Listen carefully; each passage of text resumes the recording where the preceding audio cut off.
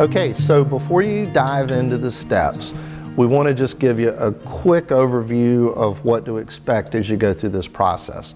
The property appraisers have to come up with the valuations of thousands upon thousands of properties every year on January the 1st by law. They have a tough job because the law says that they are to accurately determine the values every January 1st.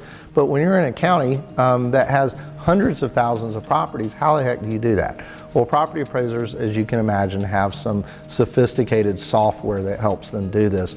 They're known as mass appraisal systems.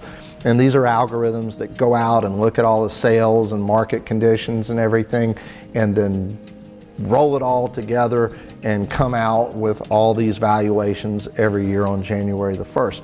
And it's understandable that sometimes there are going to be errors when you try and do something on that large of a volume. And that's one of the whole reasons for Florida Homestead Check. It's one of the whole reasons that you're considering going through this process. So when you contact the property appraiser's office, we talk a little bit about this later, but they may be a little bit grumpy about this contact. They might not be the happiest in the world to hear from you that you're asking for an adjustment to your market value, and sometimes they will try and get rid of you.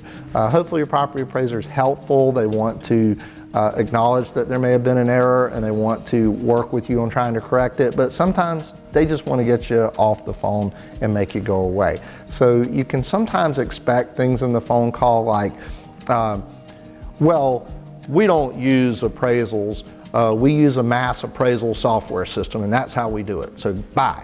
The response to that is, well, no, the law says that every January 1st you're supposed to accurately determine my market value, and just because you use a mass appraisal system doesn't give you the right to be inaccurate.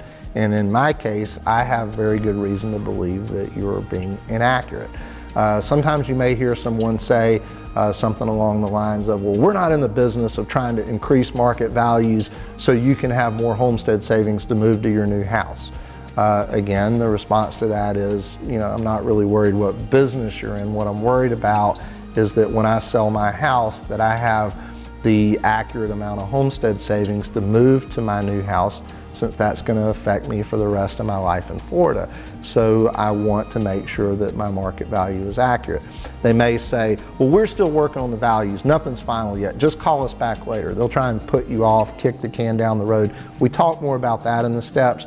But we encourage you to try and resolve market value issues with the informal conference step we'll talk about, whether it's January, February, March, April, May, June, July, but you officially cannot force them to address it until August, as we'll talk more about later. So if they do push you off, try to kick the can down the road, remember to follow the steps where you officially get to come back in August and challenge this.